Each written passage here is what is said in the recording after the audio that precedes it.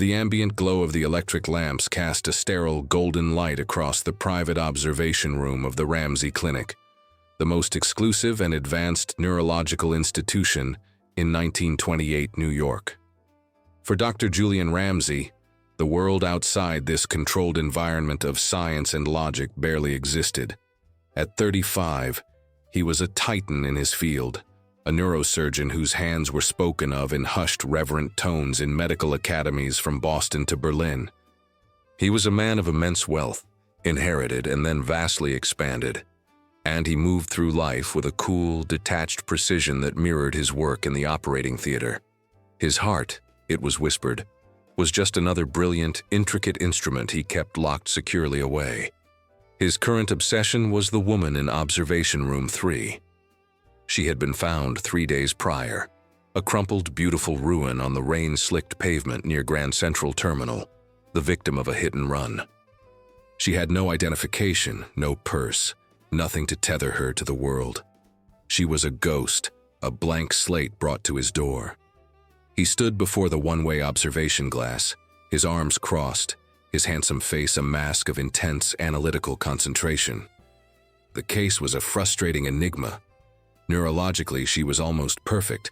There was no significant cerebral trauma, no lesion, no physical reason for the profound, all-encompassing amnesia that held her mind captive. It was as if her past had been surgically, impossibly removed. In repose, she looked like a piece of classical art. Her face was a perfect oval, framed by waves of soft chestnut-colored hair. Her lips, pale and full, were slightly parted. She was ethereal, delicate, a stark contrast to the brassy, modern flappers who defined the era. Julian, a man who appreciated precision and order, found himself unsettled by her mysterious, chaotic beauty. She was an equation he could not solve, a problem that resisted his logic. That afternoon, a nurse gently shook his shoulder. "Doctor, she's stirring." Julian entered the room, his movements economical and all business. The woman's eyes, he saw, were open. They were the color of a twilight sky, a deep, hazy violet, and they were filled with a pure, disorienting terror. They fixed on him, the only solid thing in her shifting, formless world. Where am I?" she whispered, her voice a fragile, unused sound. "You're in a private clinic in New York City," Julian said, his voice the calm, steady baritone he reserved for frightened patients. "You've been in an accident. My name is Dr. Julian Ramsey. You are safe here." I can't remember anything," she said, a wave of panic rising in her voice. "My name. Who am I?" "We don't know yet," he admitted, his professional honesty overriding any temptation to offer false comfort. "But we will find out. For now, you must rest." In the weeks that followed, she became the central puzzle of his life. The staff, charmed by her gentle, frightened nature, had taken to calling her Isabel, for she was as beautiful and as mysterious as a forgotten queen. As her physical injuries healed, the veil over her mind remained stubbornly in place.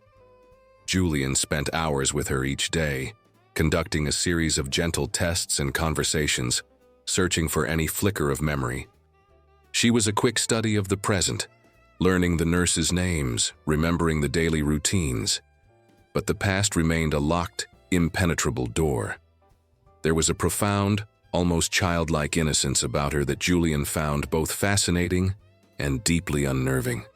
The world, with all its harshness and cynicism, seemed to be a foreign concept to her. It was during a more thorough physical examination, a routine procedure to ensure no internal injuries had been missed, that he made the discovery that shattered his professional composure. As a doctor, he was trained to be detached, to see the human body as a complex and beautiful machine. But as he examined Isabel, he was struck by the flawless, unmarked perfection of her skin. And then, a series of small, undeniable physiological details confirmed a shocking, impossible truth. This woman, in her early 20s, a resident of the decadent, notoriously liberal city of New York in the year 1928, was a virgin. She had never been touched. The clinical observation hit him with the force of a physical blow. He straightened up, his heart pounding with a strange, unfamiliar rhythm. He looked at her face, at her wide, trusting, and completely innocent violet eyes, and the world seemed to tilt on its axis. The discovery recontextualized everything. Her vulnerability was not just that of an amnesiac. It was the profound, absolute vulnerability of an innocent soul adrift in a dangerous world. In his cynical, experienced view, a woman of her age and beauty, possessing such purity, was a creature of myth, a thing that should not exist in the modern world. A wave of emotion, fierce and entirely unprofessional, surged through him. It was a feeling so foreign he could not at first name it. It was a powerful, primal, and deeply protective instinct.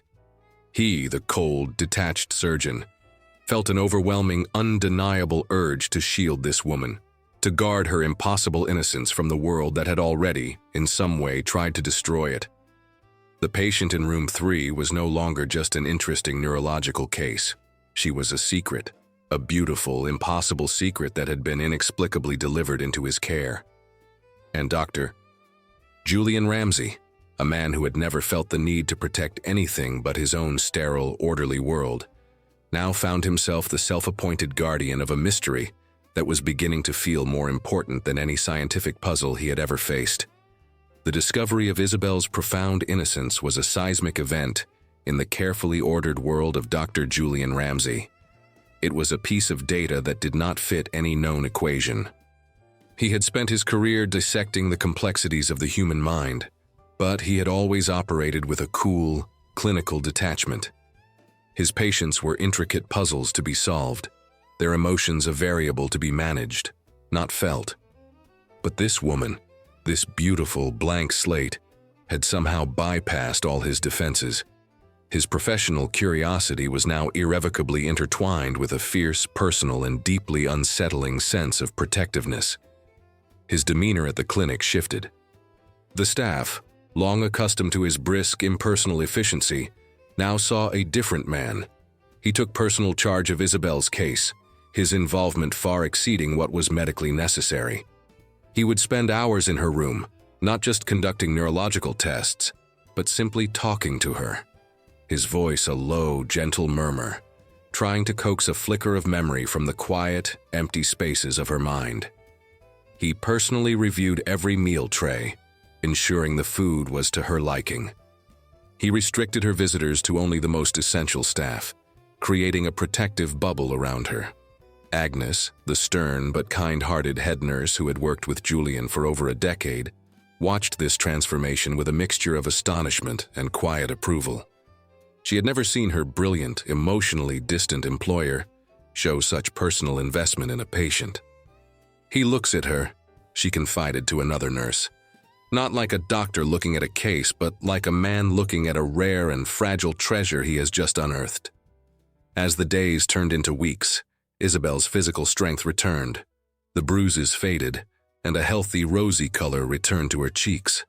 And as her body healed, a personality, delicate and tentative, began to emerge. Though her past remained a locked door, her present self was a woman of quiet grace and surprising intelligence. She had an innate, almost instinctual appreciation for beauty.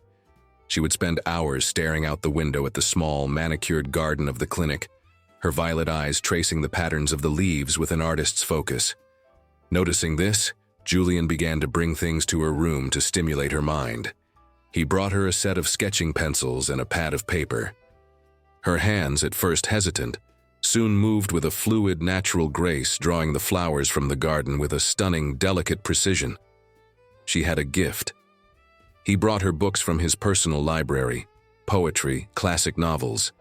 She would read them voraciously, and their conversations would then shift from her symptoms to the motivations of fictional characters. He discovered she had a sharp, insightful mind and a deeply empathetic soul. Their time together became the center of his day. He told himself it was a necessary part of her treatment, a way to map the contours of her mind. But he knew it was a lie. He was captivated by her. The intimacy of their situation was a constant, simmering undercurrent. During his daily examinations, a necessary and routine part of her care. The air would become charged with an unspoken tension. The simple clinical act of taking her pulse, of his fingers resting on the delicate skin of her wrist, now felt like a profound and transgressive touch. He, a man of absolute control, found his own composure beginning to fray. While this quiet, intense world was developing within the walls of the Ramsey clinic, the world outside was growing impatient. The police investigation into her accident had hit a dead end. No witnesses had come forward. No family had reported a missing person who matched her description. She was, in the cold, bureaucratic language of the city, a Jane Doe, a ward of the state. The hospital administrators began to pressure Julian. Isabel was physically healthy. She could not occupy a room in his expensive private clinic indefinitely. The city had procedures for cases like hers. She was to be transferred to the public asylum on Ward's Island, a grim, overcrowded institution where the forgotten souls of the city were left to languish. The thought of Isabel, with her fragile spirit and her profound, childlike innocence in such a place, sent a wave of cold, visceral fury through Julian. He would not allow it. It was a reaction that was entirely illogical, deeply unprofessional, and absolutely unshakable. He called an emergency meeting with the hospital board and a representative from the city's social services department. He stood before them, a figure of calm, unimpeachable authority. "Gentlemen," he began, his voice cool and steady. "The case of our Isabel is a unique and delicate one. While her physical recovery has been remarkable, her psychological state remains extremely fragile. Her amnesia is total, a condition of a complexity I have rarely encountered. To move her now, to place her in the chaotic and impersonal environment of a public institution, would be, in my professional opinion, catastrophic to her chances of recovery. It would likely cause a permanent regression from which she would never emerge." The board members shifted uncomfortably, but they were men of budgets and rules. "Be that as it may, doctor," the city official said. "She cannot remain here indefinitely. There are protocols to be followed." "I am proposing a new protocol," Julian stated, his words dropping into the silent room with the force of a thrown gauntlet. "This case presents a unique opportunity for neurological research. I believe that a stable, quiet, and controlled domestic environment, combined with constant specialized observation, may be the key to unlocking her memory. It is an experimental treatment, but one I believe has a high probability of success." He paused, letting his words sink in before delivering his final, shocking pronouncement. "Therefore," he said, his gaze sweeping over their stunned faces, "I am petitioning the state to grant me temporary legal guardianship of the patient. I will be personally responsible for her care. She will be discharged from this clinic and will reside at my own home, under my constant, direct supervision, as part of a formal, long-term medical study I will be conducting. Her every need will be provided for at my own personal expense." A wave of shocked disbelief went through the room. Dr. Julian Ramsey, the city's most famous, most brilliant, and most emotionally detached neurosurgeon, a man who barely acknowledged the personal lives of his own staff, was proposing to take a nameless, penniless amnesiac patient into his own home. It was an act so out of character, so unprecedented, it was almost scandalous. He stood before them, calm and resolute, his face a mask of pure clinical justification. But in his heart, he knew the truth. This was not about science. This was not about research. This was about the fierce, undeniable, and completely illogical need to protect the beautiful, innocent woman who had, in the space of a few short weeks, somehow become the most important puzzle of his life. His offer was not a medical protocol. It was the desperate, calculated act of a man who had finally found something he could not bear to lose. The decision of the hospital board, though delivered with a heavy, reluctant formality, was a foregone conclusion. Dr. Julian Ramsey was not a man to whom one said no. His reputation was a shield of iron, his wealth a silent, persuasive argument. And so, with the signing of a sheaf of legal documents that made him her temporary guardian, Isabel, the beautiful girl with no past, was discharged from the Ramsey Clinic and delivered into the sole, private care of the man who had become her entire world. The journey from the clinic to his home on Fifth Avenue was a short, silent one. Isabel looked out the window of his Rolls-Royce, her heart a fluttering bird in her chest. She was leaving the only place she could remember, the only sanctuary she had known, for the home of a man who was both her doctor and a profound, compelling mystery. She was terrified, and yet she trusted him. His presence was a quiet, steady anchor in the formless ocean of her amnesia. His townhouse was a masterpiece of cold, Art Deco perfection. The grand foyer of black and white marble, the geometric precision of the furniture, the complete and utter lack of any personal clutter. It was less a home and more a monument to a life of flawless, untouchable order. It was the architectural equivalent of the man himself. "These will be your rooms," he said, leading her up a magnificent sweeping staircase to the second floor. He opened a set of double doors to reveal a suite of rooms that was breathtaking in its simple, elegant luxury. A spacious sitting room, a beautiful bedroom decorated in soft shades of cream and lavender, and a marble bathroom. It was a beautiful, gilded cage. "You will have your privacy here. Mrs. Albright, my head housekeeper, will see to your needs." The first few days were a period of quiet, awkward adjustment. They fell into a new routine, one that was a strange hybrid of a medical study and a quiet domestic life. He would conduct his observational sessions with her in the grand, sunlit parlor. These were, in truth, simply conversations. He would ask her gentle, probing questions, still hoping to unlock a memory, but increasingly their conversations would drift. He would find himself telling her about his day at the hospital, about a difficult surgery, sharing details of his life with her that he had never shared with anyone. She, in turn, began to reveal the contours of the person she was becoming. She was gentle, possessed of a deep, quiet empathy, and had a surprising, dry wit that would occasionally make him laugh, a sound that always seemed to startle him. The most profound discovery of her emerging self came one rainy afternoon. She had been exploring the vast, silent house and had wandered into the music room. It was a beautiful, sad space, dominated by a magnificent Steinway grand piano, its polished ebony surface covered in a thin layer of dust. When Julian came home that evening, he was met not by the usual profound silence of his house, but by a sound so unexpected it stopped him in his tracks. It was the sound of the piano. The melody was not a complex classical piece, but a simple, achingly beautiful and slightly melancholic tune, a melody he had never heard before. He followed the sound to the music room. He stood in the doorway, unseen, and watched. Isabel was sitting at the piano, her eyes closed, her fingers moving over the keys with an unthinking, instinctive grace. She was not just playing a song, she was composing it, the melody flowing from her as if it were a memory from her very soul. He was utterly transfixed. This woman, this blank slate, was a musician, an artist of profound, untrained talent.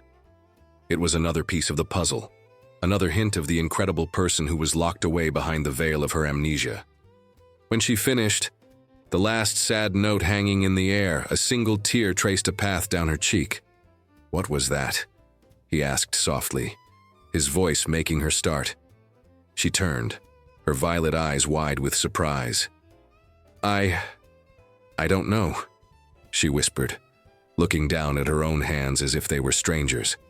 I sat down, and my fingers seemed to remember something that my mind has forgotten. The moment was one of pure, fragile magic. He saw not a patient but an artist, a woman whose soul was so full of music it could not be contained, even by a mind that had been wiped clean. Later that week, the formidable head housekeeper, Mrs. Albright, found Isabel in the library, looking at a large, formal portrait that hung over the fireplace. It was a portrait of Julian's parents, a stern, handsome couple who looked out at the world with an air of cold, aristocratic pride. "They were very demanding people," Mrs. Albright said, her voice unexpectedly soft. She was a woman who had served the Ramsey family for 30 years, and her loyalty was absolute. They expected perfection in all things, especially from their son. She sighed. The master, he has not always been so quiet. Before the war, before his first engagement ended so tragically, there was a time this house knew laughter. It was a small, tantalizing clue, a hint of a past tragedy that had shaped the man Julian had become. But before Isabel could ask more, the housekeeper's formal mask slipped back into place and she bustled away. That evening, Julian came home late, his face etched with a deep, weary exhaustion from a long and difficult surgery that had been lost. He did not want to talk. He simply walked into the music room and sat in an armchair by the unlit fireplace, a man retreating into his own familiar darkness. A few moments later, Isabel entered the room. She did not speak. She simply went to the piano and began to play. She played the same simple, melancholic melody she had discovered within herself days before. The gentle, beautiful notes filled the silent, shadowed room. It was not a performance, it was a balm, a quiet, wordless offering of comfort. He sat in the darkness listening, and he felt the tight, cold knot of his exhaustion, of his failure, of his long-held grief, begin to slowly, almost imperceptibly, unwind. The music was a cure for a wound that his own science could not touch. She finished playing, and the room was silent once more. She turned to look at him, her silhouette a graceful shape against the pale moonlight coming through the large windows. He did not speak of the surgery or of his exhaustion. He said only 2 words, his voice a low, raw whisper in the darkness. "Thank you, Isabel." It was the first time he had ever admitted to her, or to anyone, a personal, emotional need. It was the first time he had let her see the man behind the doctor's mask. And in the quiet, shared intimacy of the music room, their relationship, which had been born in a clinical, sterile hospital, finally began to feel like a matter of the heart. The weeks that followed transformed the cold, grand townhouse on Fifth Avenue. The change was subtle at first, then undeniable. The heart of the home shifted from Julian's sterile, silent study to the warm, inviting music room. Their evenings fell into a new and sacred ritual. After a long, demanding day at the clinic, Julian would return home, and instead of retreating into his work, he would sink into an armchair in the music room, and Isabel would play for him. She never asked what he wanted to hear. She seemed to possess an intuitive, empathetic gift for sensing his mood. On days when he was weary and burdened, she would play soft, gentle nocturnes that soothed the sharp edges of his mind. On days when he was restless and agitated, she would play powerful, dramatic sonatas that seemed to give voice to his unspoken turmoil. Her music was her language, a profound, non-verbal conversation that reached a part of his soul that words could not touch. Through this shared ritual, their bond deepened into a quiet, powerful intimacy. He found himself telling her things he had never spoken of to anyone. Stories of the brutal pressures of his profession, of the crushing weight of his family's expectations. She, in turn, though her own past remained a mystery, found her own voice. She would tell him of the emotions her music evoked, of the stories she imagined the melodies were telling. They were 2 lonely people, a man of science and a woman of art, who were discovering that they were, in fact, speaking the same language. This fragile peace was shattered by a name from Julian's past, Beatrice Sterling. She arrived at the townhouse unannounced, a vision of cold, fashionable elegance. Lady Beatrice Sterling was the daughter of one of the city's most powerful industrial tycoons, and as the housekeeper Mrs. Albright had once hinted, she had been Julian's fiancée. Their engagement, 10 years prior, had been the society event of the season, until she had abruptly and cruelly broken it off to marry a titled but impoverished British lord. The betrayal had been a public humiliation, a key event that had cemented Julian's retreat from the emotional world. Now she stood in his foyer, her eyes sweeping over the house, a faint, critical frown on her lips.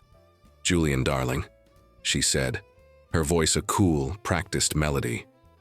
"I must speak with you. It is a matter of the utmost urgency."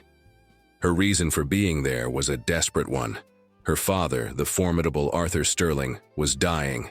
He had a complex, aggressive brain tumor, a condition that every other prominent surgeon in the city had declared inoperable. Julian Ramsey was his last and only hope. Julian listened to her plea in his study, his face an unreadable granite mask. To operate on the father of the woman who had so publicly broken his heart was a torment beyond imagining. The surgery required absolute precision, a hand unshaken by emotion. To face her, to dredge up the ghosts of that betrayal, was to invite the very chaos that could lead to a fatal error. "I am sorry for your father's condition, Beatrice," he said, his voice a flat clinical monotone. "But my schedule is full. I cannot take the case." "You are the only one who can," she pleaded, her usual haughty composure cracking, revealing the desperate daughter beneath. "I am begging you, Julian." "For my father's life." He refused. He could not risk it.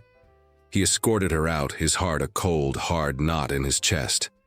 That evening he was a storm of restless, agitated energy. He paced the library, the ghost of Beatrice's betrayal haunting him. He had been a younger, more idealistic man then, a man who had actually believed in love. She had shattered that belief, and in doing so had created the cold, detached man he was today. He felt a gentle touch on his arm. It was Isabel. She had been watching him, her violet eyes full of a quiet, profound understanding. "You are afraid," she said softly. It was not an accusation, but a simple statement of fact. "The surgery is on the very edge of what is possible," he snapped, his voice sharp. "Any emotional distraction, any hesitation could be fatal. I cannot allow my personal history to interfere."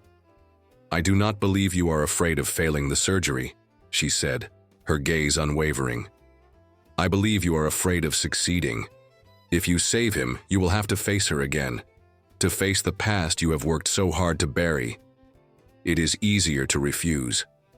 Her words, so simple and so perceptive, struck him with the force of a physical blow. She saw right through him, to the heart of his fear. He was a coward, hiding behind his professional ethics. He sank into a chair, the fight draining out of him. "I cannot do it," he whispered, his voice full of a self-loathing he had not felt in years. "My hand will not be steady." Isabel did not offer him words of encouragement. She simply nodded, a look of deep, compassionate understanding on her face. She left him there and went to the music room. A few moments later, the first gentle notes from the piano began to drift into the study. She played for him. She played through the night. She played calm, centering and incredibly beautiful melodies, pieces that spoke of strength, of peace, of resilience. The music was a lifeline, a quiet, powerful force that pushed back against the chaotic ghosts in his mind. He sat in the darkness, listening, and felt the turmoil in his soul begin to quiet. The music was a surgeon's scalpel, carefully, gently, excising the fear from his heart, leaving only the calm, clear focus of the healer he was meant to be. The next morning he made a phone call. "Beatrice," he said, his voice steady and sure, "have your father at the clinic at 7 a.m. I will operate." The surgery was a masterpiece. For 10 grueling hours, Julian worked with a brilliance and a precision that stunned the entire operating theater. He was not a man haunted by the past. He was a master at the height of his powers, a machine of pure, focused genius. And he was successful. He had saved the old man's life. That evening, a triumphant but utterly exhausted Beatrice came to his office. "Julian, I don't know how to thank you," she began, her eyes full of a new, rekindled interest. But he held up a hand, his expression polite but distant. "I did it for your father, Beatrice, not for you. Our past is concluded." He walked past her, his debt to his own honor now paid. He did not go home. He went to the one place in the world he now considered to be his home, the music room. He found Isabel there, waiting, her hands resting on the piano keys. She looked up as he entered, a question in her eyes. He did not need to speak. He simply walked to her, took her hands from the keyboard, and pulled her to her feet. He wrapped his arms around her, pulling her into a deep, desperate embrace. You, he whispered, his voice a raw, broken murmur against her hair. It was you. You were with me. You were the reason my hands were steady. He leaned back, his hands cupping her face. He looked at her, at the woman who had become his strength, his peace, his heart. And then he kissed her. It was a kiss of profound, overwhelming gratitude, of a dam of emotion finally breaking, of a man, finally completely healed, coming home to the cure he never knew he was looking for. The kiss was a cataclysm. It was a shattering of the final fragile barrier of propriety that had stood between them. In the quiet, fire-lit music room, the roles of doctor and patient, of guardian and ward, dissolved into the simple, profound, and undeniable truth of a man and a woman. When they finally broke apart, breathless, they looked at each other, their faces illuminated by the soft glow of the fire, and saw not strangers bound by circumstance, but two souls who had, against all odds, found their counterpart. Julian was the first to speak, his voice a low, raw murmur, full of a wonder he had never before allowed himself to feel. "Isabel," he began, his hands still framing her face as if she were a precious, fragile work of art. "I have spent my life in the pursuit of logic, of certainty. I diagnose, I analyze, I solve.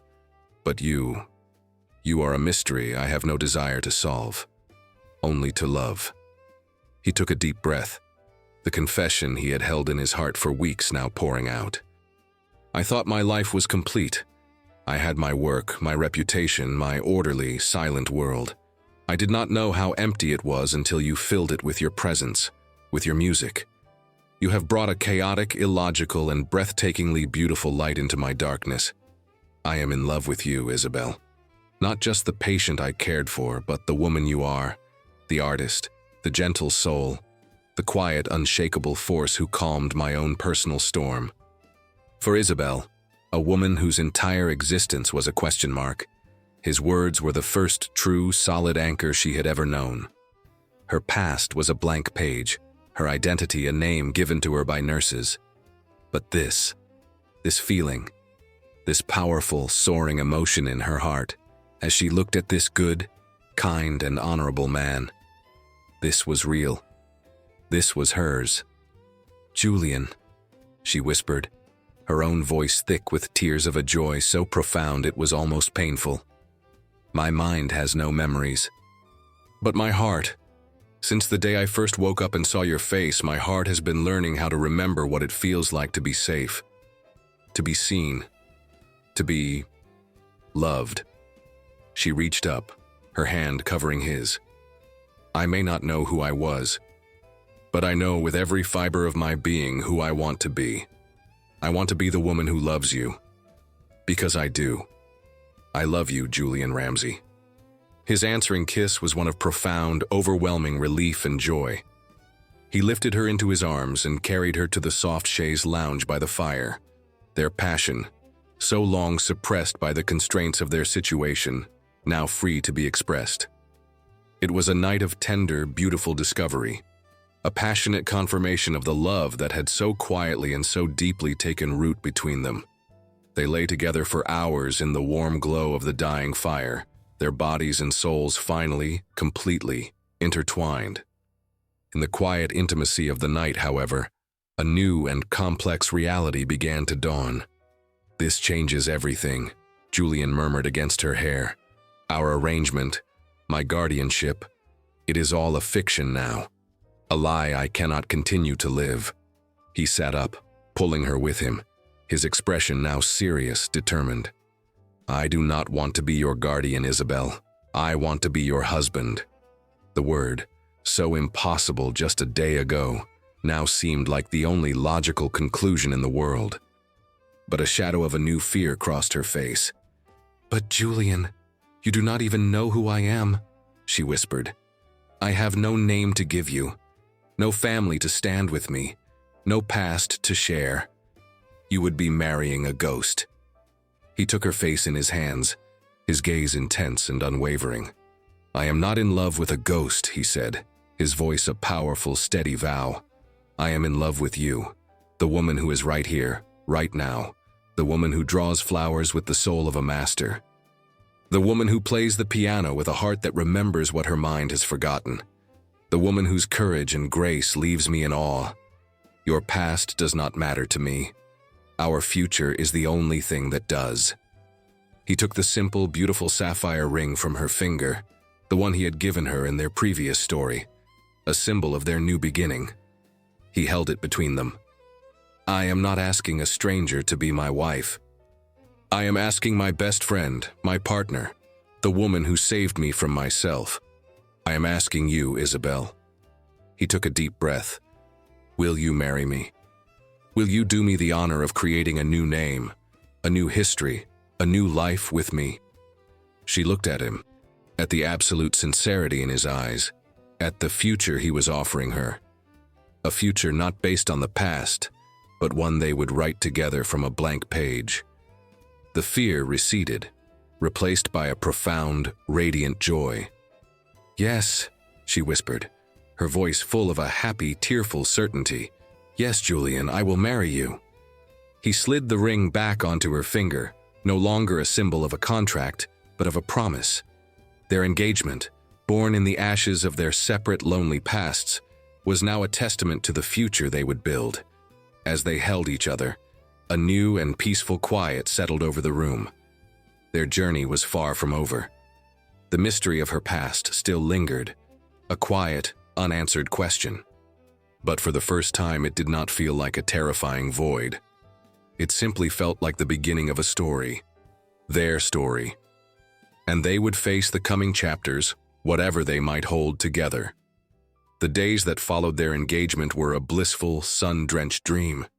The grand, quiet townhouse on Fifth Avenue was transformed into a home brimming with a quiet, joyful energy. Julian and Isabel were inseparable, two souls in a state of constant, gentle discovery. He, the once solitary man of science, now saw the world through her artistic, wondering eyes. She, the woman without a past, found a profound sense of identity in his unwavering love. They planned their wedding, a small private ceremony to be held in the rooftop garden she had come to love, a place where they felt suspended between the sky and the city in a world entirely of their own making. Julian, however, was a man of precision and order.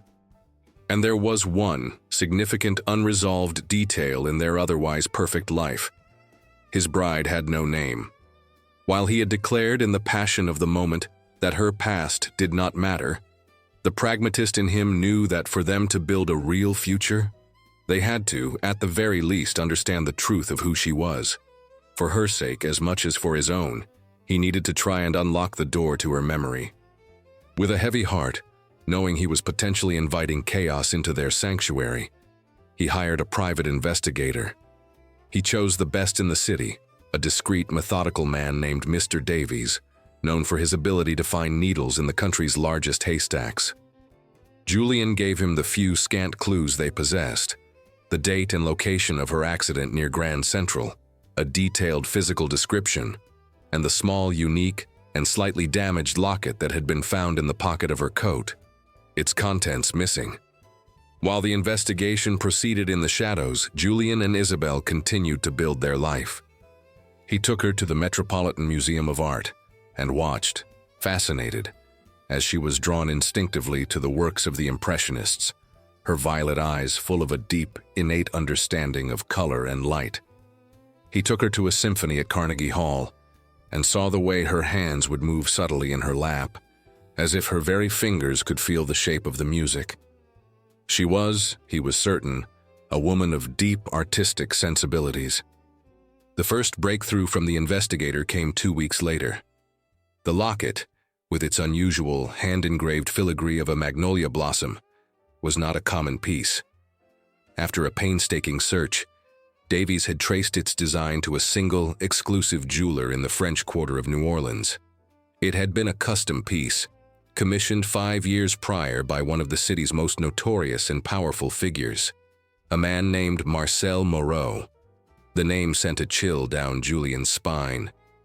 Marcel Moreau, known in the underworld as the Ghost of the Vieux Carré, had been a legendary crime boss, a man who ruled the city's illicit empires of gambling and smuggling with a quiet, ruthless efficiency. He had been a man of immense wealth, culture, and a reputation for extreme privacy. He had been killed in a violent, unresolved gangland shooting just 4 months ago. And according to the jeweler's records, the locket had been a 16th birthday gift for his only, beloved, and carefully shielded daughter, Isabel Moreau. Her name, echoed in the silent study. The pieces of the puzzle began to fall into place with a horrifying, sickening clarity. Davies's subsequent report, delivered the next day, confirmed it all. The investigator had found a single, grainy society photograph of Isabel Moreau at a charity event with her father. It was her. The same ethereal beauty, the same haunting violet eyes. The story that Davies had uncovered was a dark, violent fairy tale. After her father's death, a brutal power struggle had ensued. Isabel, as her father's sole heir, had been left in control of his vast, dangerous empire. Her father's chief rival, a man named Marcus Thorne, had immediately proposed a marriage, not out of love, but to consolidate their empires and legitimize his own claim to power.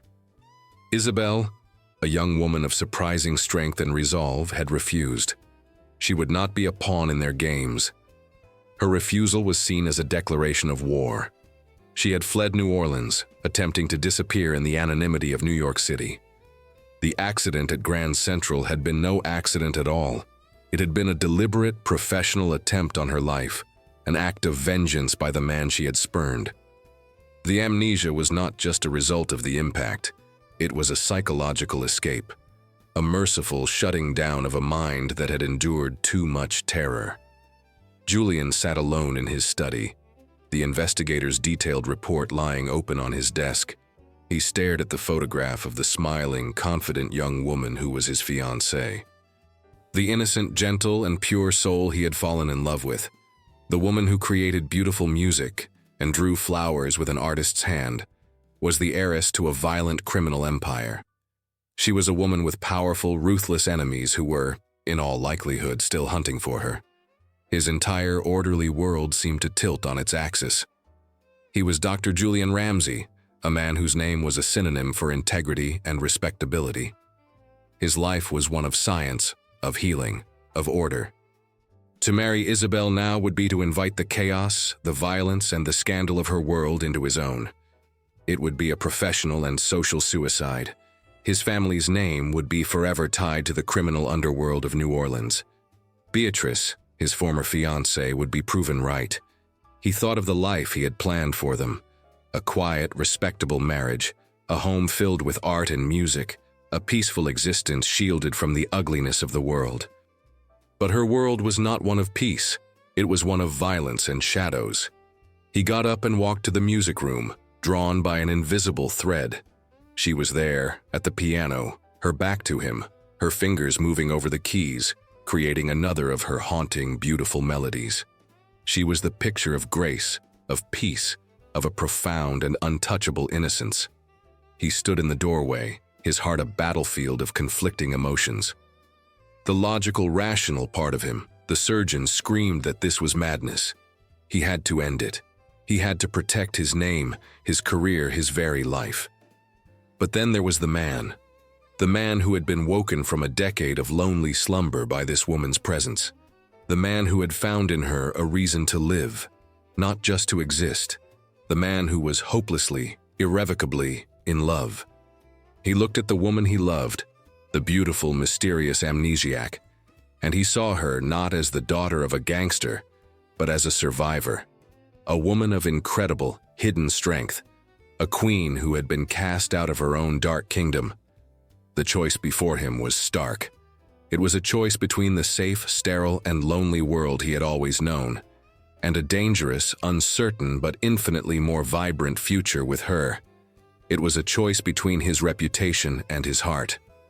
He closed his eyes, the beautiful, sad notes of her music washing over him, and he knew, with a certainty that was both terrifying and profoundly liberating, that there was no choice at all. Julian walked out of his study and into the music room, the investigator's damning report feeling like a lead weight in his hand. Isabel was still at the piano, her fingers dancing over the keys, creating a melody that was both beautiful and heartbreakingly sad. She was a portrait of pure, unadulterated innocence, completely unaware of the violent, complicated past that was about to reclaim her. His heart ached at the thought of shattering her fragile peace. But he knew, with a surgeon's certainty, that a wound could not heal until it was exposed to the light.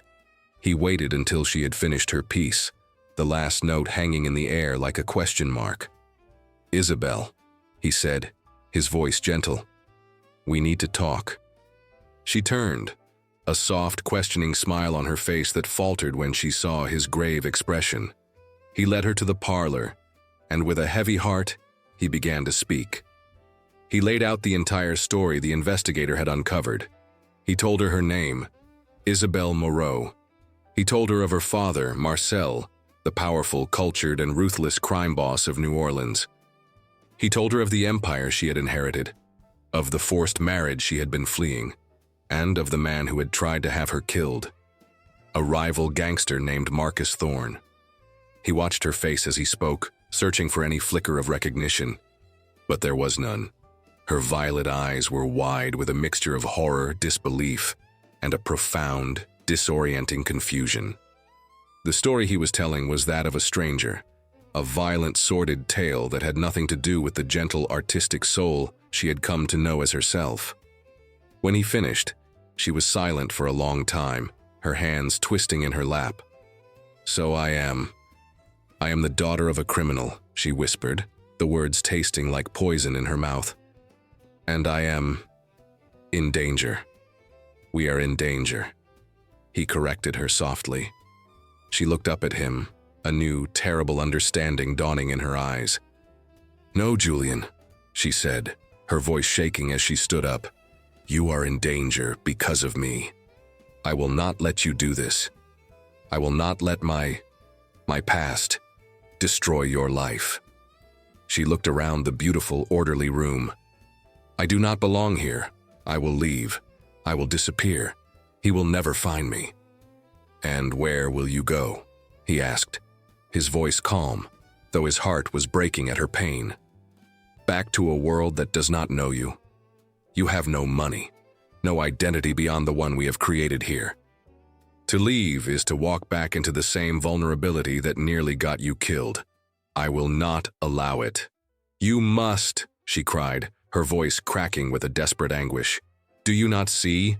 I am a scandal waiting to happen, a poison. I will ruin you, your reputation, everything you have built." He stood up and walked to her, taking her trembling hands in his. "Eleanor," he said, using the name they had both come to love. "Look at me." He waited until her tear-filled eyes met his. "The woman I love is not the daughter of a gangster. The woman I love is the artist who sees the soul of a desert flower. She is the musician who can calm a troubled heart with a simple melody. She is the kind, gentle, and impossibly brave soul who has brought more light into my life than I have ever known. That is who you are. The rest is just noise. It is a past that does not belong to you anymore." He pulled her into his arms, holding her tightly. "I am not afraid of Marcus Thorne. I am not afraid of a scandal. The only thing I am afraid of is a life without you. We will face this, together." His unwavering faith in her, his complete and utter refusal to be defined by her past, was a more powerful balm than any medicine. She clung to him, her sobs subsiding, her fear beginning to be replaced by a new, shared resolve. Their new, fragile peace was shattered 2 days later by the arrival of a single, unwelcome guest. Marcus Thorne strode into the foyer of the townhouse as if he owned it. He was a handsome, impeccably dressed man, his charm a thin, dangerous veneer over a core of pure, cold ruthlessness. "I have come for my fiancée," he announced to a startled Mrs. Albright. Julian and Isabel met him in the library. Thorne's eyes swept over Isabel, a look of possessive, triumphant victory on his face. "Isabel, my dear, I was so worried. It is time to come home. We have a wedding to plan." "She is not going anywhere with you, Thorne," Julian said, his voice a low, dangerous growl. Thorne laughed. "Oh, I think she is. You see, Doctor, you are a man who values his reputation. I, on the other hand, have a deep appreciation for the power of the press. Imagine the headlines. Famed neurosurgeon harbors notorious gangster's heiress. It would be the end of your career. Unless, of course, the bride simply returns to her rightful groom. No scandal, no fuss." He believed he had them cornered, but he had underestimated both the depth of Julian's love and the resources at his command. "You are right about one thing, Thorne," Julian said, his voice deceptively calm. He walked to his desk and picked up a folder. The very same folder the investigator Mr. Davies had delivered. "I do value my reputation, which is why I believe in being thorough." He opened the folder. My investigator was not just looking into Isabel's past. He was also looking into yours, and he found some very interesting things. He slid a photograph across the desk. It showed Thorne meeting secretly with the known assassin who had been responsible for Marcel Moreau's death. It seems your rise to power was not just a matter of ambition, but of murder. You did not just want to marry Isabel to consolidate your empires. You wanted to marry her to gain control of the one she inherited after you had her father killed. The color drained from Thorne's face. "This folder," Julian continued, his voice like ice, "contains enough evidence to ensure you spend the rest of your life in a federal prison. I have a copy waiting with the U.S. Attorney's Office to be delivered upon a single word from me." He leaned forward, his eyes blazing with a cold, righteous fury. "So here is my counteroffer. You will disappear from our lives. You will renounce all claims to Isabel and her father's legacy. You will never set foot in New York again. In return, I will not destroy you. This is the only deal you will be offered. I suggest you take it." Marcus Thorne stared at him, at the irrefutable evidence, at the brilliant, ruthless man who had so completely and utterly outmaneuvered him. He was defeated. Without a word, he turned and strode from the room, a man whose empire of lies had just crumbled to dust. Julian and Isabel were left alone in the quiet of the library. The final ghost from her past had been vanquished, not by violence, but by a truth that was even more powerful. She looked at Julian, at the man who had faced down her demons and won, and her heart was filled with a love so immense it was boundless. "It's over, Isabel," he said softly, pulling her into his arms. "You are free." She was free. Free from her past, free from her fear, free to be the woman she had become, and the woman she was always meant to be. And she was home. The first few years of their marriage were a period of quiet, profound joy. The grand townhouse on Fifth Avenue, once a monument to Julian's sterile order, was now a vibrant, loving home. The air was always filled with the sound of Isabel's music from the piano, a constant, beautiful melody that was the new heartbeat of the house. Julian, the once reclusive surgeon, had been transformed by her love. He was still a brilliant and dedicated doctor, but his colleagues at the clinic noted a new, profound empathy in his manner, a warmth that made him not just a great surgeon, but a true healer. Isabel, in the safety and stability of Julian's love, blossomed. While her memories of the past never returned, the absence of a history no longer felt like a terrifying void. It was simply a blank canvas upon which she was painting a new and beautiful life. She had found her identity, not in a name from the past, but in the love that defined her present. She was Mrs. Julian Ramsey, a cherished wife, a gifted artist, and the beloved heart of their shared world. Her inheritance, the vast tainted fortune of Marcel Moreau, remained untouched in a bank vault, a silent sleeping dragon from a life she could not remember. It was a dark, complicated legacy, and she felt it had no place in the bright, hopeful life she was now living. The idea for their own legacy was born, as most of their best ideas were, in the quiet intimacy of the music room.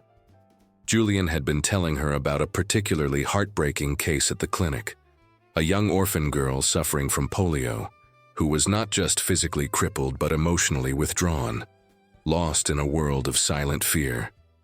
"Her body will heal with time," Julian had said, his voice heavy with a doctor's frustration. "But her spirit, that is a wound my science cannot seem to reach." Isabel looked up from the piano, her violet eyes full of a sudden, brilliant idea. "Perhaps not your science, my love," she said softly, "but what about ours?" And so, their shared life's work began. It was a vision born of the perfect fusion of their two souls, his gift for healing the body, and hers for healing the spirit. They would use the dark, unremembered fortune of Isabel Moreau and transform it into a beacon of light. They would build a new kind of hospital. They established the Ramsey Moreau Foundation for Children, a name that both celebrated their new life and bravely acknowledged and redeemed her past. Their flagship project would be a state-of-the-art children's hospital, dedicated to serving the city's most vulnerable orphans and the children of the poor. But what made their vision revolutionary was its core philosophy. The hospital would not just treat the body. It would be the first institution of its kind to fully integrate art and music therapy into its clinical practice. They were a formidable team. Julian, with his medical genius and formidable reputation, designed the clinical wings. He secured the most advanced equipment, recruited the finest pediatric specialists in the country, and established rigorous protocols for care. Isabel was the architect of the hospital's soul. She refused to allow the building to be another sterile, intimidating institution. She worked with the architects to design a space that was full of light, of color, of hope. The walls of the wards were not a sterile white, but were painted in warm, calming pastels. She commissioned whimsical murals from local artists to adorn the hallways. And at the heart of the hospital, she designed the Melody Wing, a series of beautiful, soundproofed rooms filled with pianos, harps, and violins, and a magnificent, sun-drenched art studio filled with easels, paints, and clay. She personally designed and led the new therapeutic programs. She was not just a benefactor, she was an active, daily presence in the hospital. She had a profound, almost magical connection with the children. She would sit with a child, too frightened to speak after a traumatic surgery, and simply play a gentle, soothing melody on the piano, her music a nonverbal language of comfort and safety. She would give a child, whose hands had been twisted by illness, a piece of soft clay and watch as they slowly, painstakingly, began to create, their focus on the art allowing them to transcend their pain. The Ramsey Moreau Children's Hospital became a sensation, a revolutionary model of compassionate care that was hailed in medical journals across the world. But for Julian and Isabel, its success was measured in smaller, more profound moments. One afternoon, Julian was walking through the halls when he heard the sound of laughter coming from the music room. He peeked inside. Isabel was sitting on the floor, surrounded by a small group of children in wheelchairs and on crutches. She was leading them in a slightly chaotic but joyful sing-along, her own clear, beautiful voice rising above theirs. In the group, he saw the small orphan girl who had first inspired this dream. She was no longer silent and withdrawn. She was smiling, her small face alight with joy as she clapped her hands to the rhythm of the music. He stood in the doorway, unseen, and watched his wife. He saw her, not as the mysterious amnesiac he had rescued, but as a force of nature, a healer in her own right, her art a medicine more powerful than any he could ever prescribe. She looked up then and saw him, and she smiled, a radiant, loving smile that filled his heart to bursting. He had fallen in love with a woman with no past, but together they had built a future that would change the lives of thousands. Their love, born in the quiet of a hospital room, had come full circle, its healing power now radiating out into the world, a beautiful, enduring symphony of hope. The years passed, each one a testament to the beautiful, purposeful life Julian and Isabel had built together. The Ramsey Moreau Children's Hospital became a world-renowned institution, a beacon of hope for thousands of families, its innovative fusion of science and art changing the very nature of pediatric care. Julian and Isabel, now in their late 40s and early 50s, were one of New York's most beloved and respected couples. He was no longer the city's most detached surgeon, but its most compassionate. His work at the Children's Hospital, his life's greatest passion. Isabel, the woman who had arrived in his life as a blank slate, had become a celebrated figure in her own right, a pioneer in therapeutic arts, her quiet wisdom and profound empathy, a source of inspiration for all who knew her. Her past never returned. The door to her memory before the accident remained firmly, permanently closed. But it had long since ceased to be a source of pain or confusion. Her life had begun, she would often say with a serene smile, on the day she woke up and saw Julian's face. Their greatest joy came 3 years after their wedding, with the birth of their son, a boy they named Robert. He was a perfect fusion of them both, inheriting his father's sharp, analytical mind and his mother's gentle, artistic soul. Their magnificent townhouse, once a silent, sterile museum, was now a true home, filled with the happy, chaotic sounds of a family, with the music of Isabel's piano and the laughter of a child.